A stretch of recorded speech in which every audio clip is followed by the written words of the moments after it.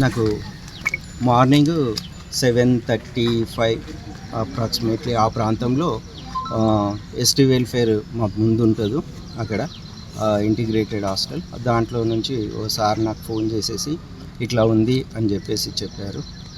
నేను వెంటనే అక్కడికి బయలుదేరి వెళ్ళాను, చూశాను. మా స్కూలు వేల్పూర్ బాయ్స్. యాక్చువల్గా ఇది వేల్పూర్లో ఉండాల్సినటువంటిది, కాకపోతే అక్కడ అకామిడేషన్ అనేటటువంటిది లేకపోవడం వల్ల మేము ఆర్మూర్ బాయ్స్ సోషల్ వెల్ఫేర్ రెసిడెన్షియల్లోనే పక్కన ఉన్నటువంటి పాత బిల్డింగ్స్లో మేము ఈ స్కూల్ని రన్ చేయడం జరుగుతుంది. పిల్లోడు వచ్చేసేసి గడ్డెం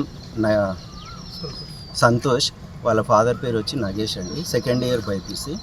వాడు మా దగ్గరికి వచ్చింది June 1st కాలేజ్ స్టార్ట్ అయినా కూడా మొన్న 9th రోజు వచ్చిండు. ఒక 10 days అవుతుంది, 10 days వచ్చిన తర్వాత వాడు బాగానే ఉన్నాడు, యాక్టివ్గా ఉన్నాడు. నిన్న గ్రౌండ్ కూడా యాక్టివిటీస్లో బాగానే ఉన్నాడు, స్టడీలో కూడా నైట్ స్టడీలో కూడా బాగానే ఉన్నాడు. మార్నింగ్ కూడా మనకి గ్రౌండ్ యాక్టివిటీస్ 5 o'clock ఉంటాయండి. ఆ గ్రౌండ్ యాక్టివిటీస్ అప్పుడు కూడా వాడు యాక్టివ్గానే ఉన్నాడు, బాగానే ఉన్నాడు. ఉండేసి 6:40, 6:30 ప్రాంతంలో మనకు వాళ్ళకి పర్సనల్ టైం అనేది ఉంటుంది. ఆ పర్సనల్ టైం లోపల ఆ టిఫిన్ టైం, పర్సనల్ టైం అనే మధ్య లోపల ఒక 1/2 hourలోనే వాడు అసలు ఎవరికి చెప్పకుండా బయటికి రావడం జరిగింది. ఆ జరిగేసి ఈ విధంగా జరిగిందండి. ఇక రీజన్స్కి వచ్చేస్తే ఇంకా కనుక్కుంటున్నాము, ఏంటి అనేది తెలియదు. కొద్దిగా మూడీగా ఉన్నాడు అనేటటువంటిది వాడి ఫ్రెండ్స్ చెప్తున్నారు. మరి అదేంటో వాడికి ఇంటర్మీడియట్లో 4 బ్యాక్లాగ్లు ఉన్నాయి. ఇట్లాంటి పరిస్థితి. ఎవరు సార్ వెళ్ళారు? వాటిది వచ్చేసి ఆరేపల్లి, అచ్చంపేట విలేజ్, నిజాం సాగర్ మండల్, మన కామారెడ్డి డిస్ట్రిక్ట్. ఆర్మూర్ పట్టణంలోని పిప్రి గురుకులం కాలేజీలో గడ్డం సంతోష్ అనే విద్యార్థి సెకండ్ ఇయర్ బైపీసీ చదువుతూ ఉన్నాడు. అతను ఈరోజు మార్నింగ్ యాక్టివిటీలో ఉన్నప్పటికీ 7:30 మధ్యలో అతను సూసైడ్ చేసుకోవడం జరిగింది.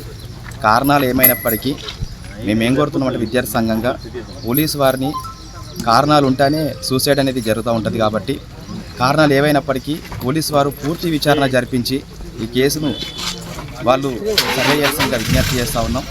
లేని ఎడల మేము కుటుంబానికి మద్దతుగా ఉద్యమాలు చేయాల్సిన అవసరం ఉంటుంది.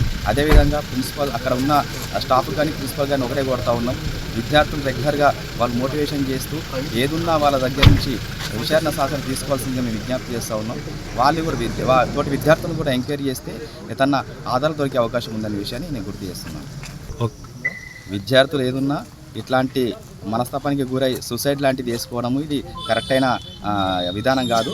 ఏదున్నా విద్యార్థులతోని కానీ, ప్రిన్సిపల్స్ కానీ, స్టాఫ్ కానీ తోటి అదేవిధంగా స్నేహితులతో కానీ, పేరెంట్స్తో కూడా షేర్ చేసుకుంటే మన సమస్య పరిష్కారం అనేది దొరుకుతుందనే విషయాన్ని నేను ప్రతి ఒక్క విద్యార్థికి గుర్తు చేస్తూ ఉన్నాను.